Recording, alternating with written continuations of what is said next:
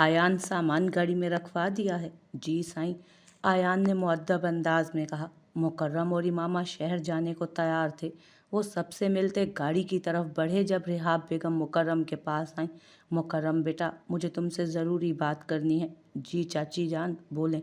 मुकर्रम ने रिहाब के पास आने पर एहतरामन सर झुकाया था। बेटा, एक गुजारिश थी, तुम वादा करो किसी को नहीं बताओगे। रेहाब ने धीमे अंदाज में कहा तो मुकर्रम को हैरत हुई। जी मैं किसी को नहीं बताऊंगा, आप मुझ पर एतबार कर सकती हैं। मुकर्रम, तुम्हारे चाचा मेरी बात नहीं सुन रहे, वो गुस्से में है अभी। लेकिन तुम शहर जा रहे हो, मेरी जरनाब को ढूंढ लाओ। एक माँ की इल्तजा है बेटा, किसी को खबर नहीं होनी चाहिए, खासकर तुम्हारे चाचा को। रेहाब ने बेबसी की तस्वीर बने भीगे लहजे में कहा तो उनकी बात सुनकर मुकर्रम के तासुरात संजीदा हुए। आप परेशान ना हो, मैं उसे ज़रूर तलाश करूंगा। मुकर्रम ने मुस्कुराते हुए तसल्ली बख्श अंदाज में कहा। खुश रहो, इमामा का ख्याल रखना। अचानक से इतनी बड़ी तब्दीली आने पर कुछ उलझी हुई सी है वो। अगर उससे कोई गलती हो जाए तो दरगुजर करना बेटा, बहुत मासूम है वो। तुम उसे प्यार से समझाओगे तो समझ जाएगी।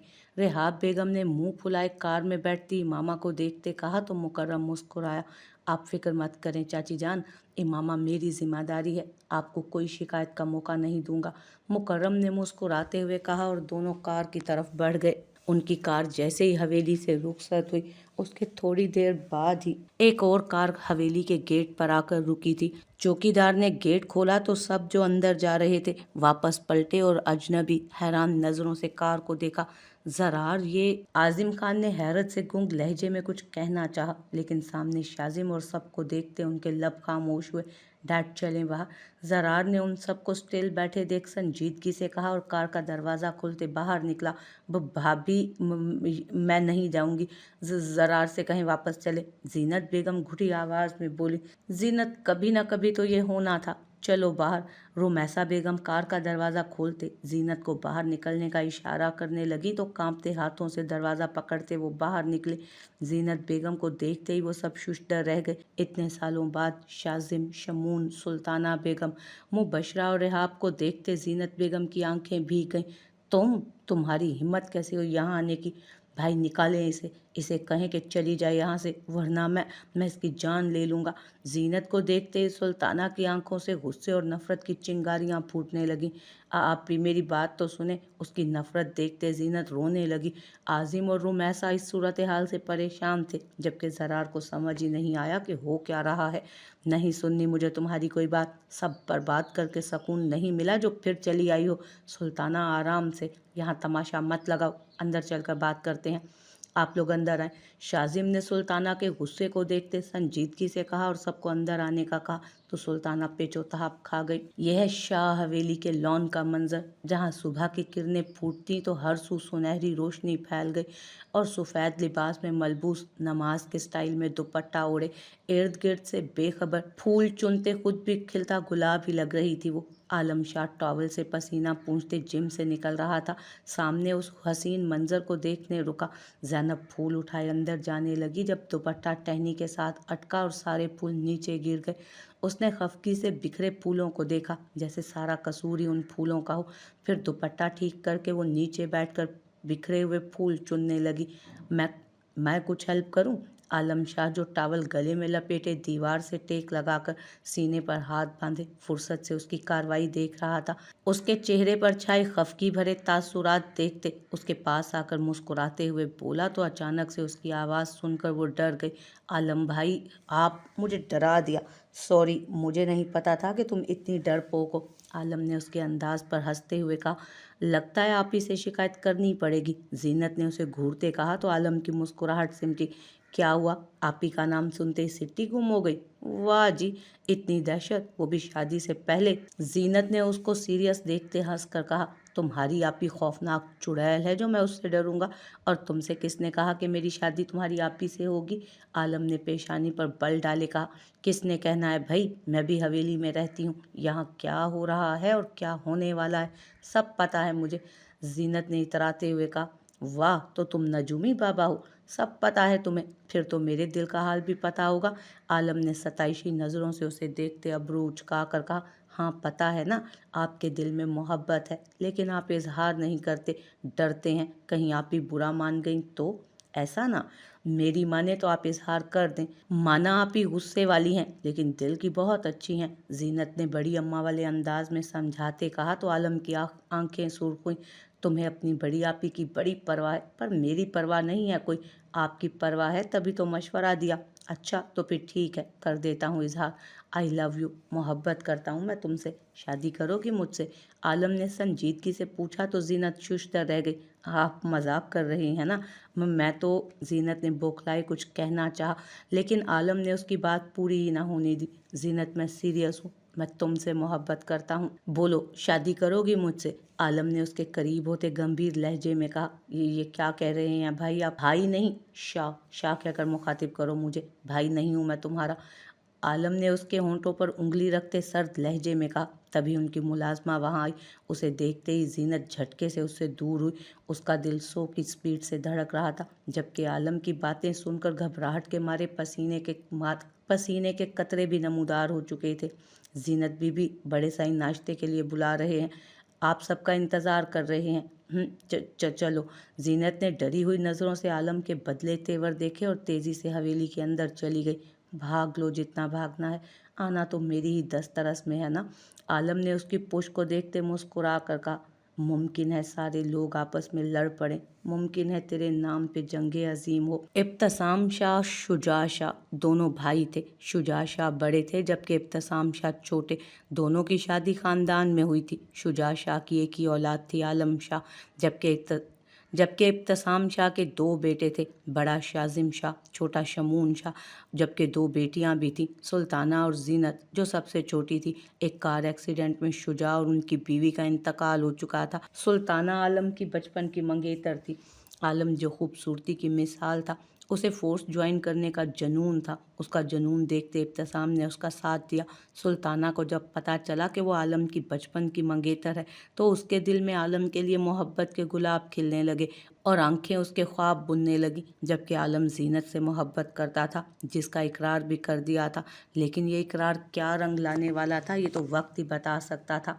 जी फरमाएं, यहाँ का रास्ता कैसे भूल गए आप लोग? उस वक्त लिविंग रूम में खामोशी तारी थी जब शाजिम शाह की आवाज़ उस खामोशी को चीरती बुलंद हुई। शाजिम, हम आए तो किसी और मकसद के लिए थे, लेकिन अब समझ नहीं आ रहा कि कैसे कहूँ। आजिम ने संजीदगी से उसे देखते कहा। खास मकसद?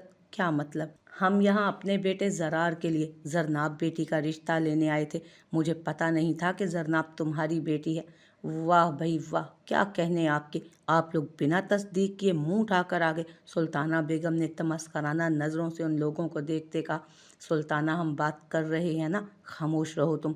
और जहाँ तक बात रही जरनाब की, तो उसकी शादी होने वाली है, इसलिए आप लोग जा सकते हैं।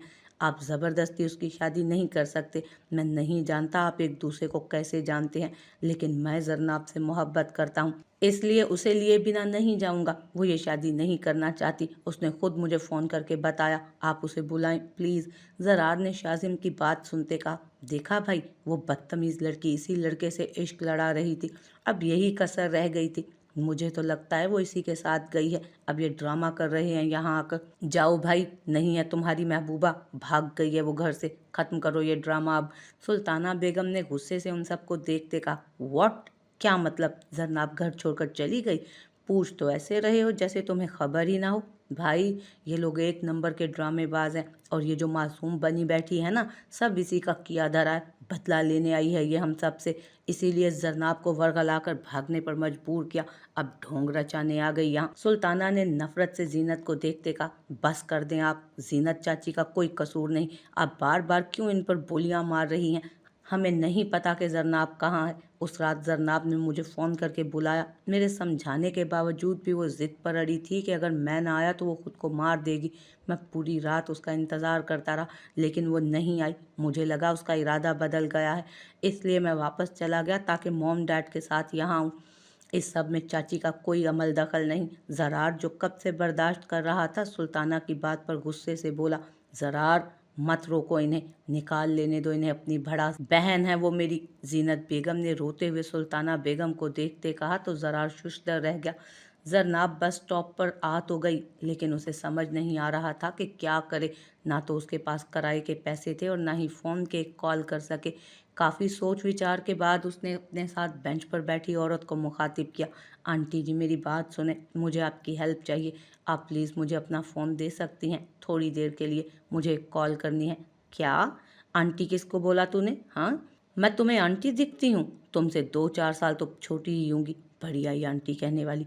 उस औरत ने जरनाब की बात पर गुस्से से लाल भभूका होते कहा तो जरनाब ने आंखें फाड़े सरता पैर उसे देखा, जो उम्र में 35-36 साल की मोटी सी औरत थी और खुद को उससे भी छोटा कह रही थी। सॉरी छोटी बहना, असल में सुबह से कुछ खाया नहीं ना, खाली पेट हूँ, इसलिए 1 पीस डबल लग रहा है मुझे। जरनाब ने जबरन मुस्कुराते हुए तंजिया अंदाज में कहा, अब ज़रूरत पड़े तो गधे को भी बाप बनाना पड़ ही जाता है। तुम मुझे दोस्त कह सकती हो, अब इतनी खूबसूरत लड़की पर बहन टाइप अजीब सा लगता है। उस औरत ने इतराते कहा तो जरनाब ने नजरें घुमाई। उसका दिल कर रहा था कि दिल खोल कर कह कहे लगाए, लेकिन जब्त कर गई।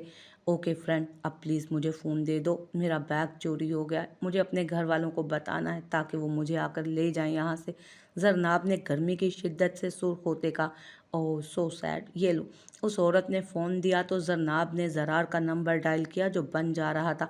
काफ़ी ट्राई करने के बाद उसने मैसेज करते मोबाइल से नंबर और मैसेज दोनों डिलीट कर दिए। ये लें आपका phone and thanks aunty ji.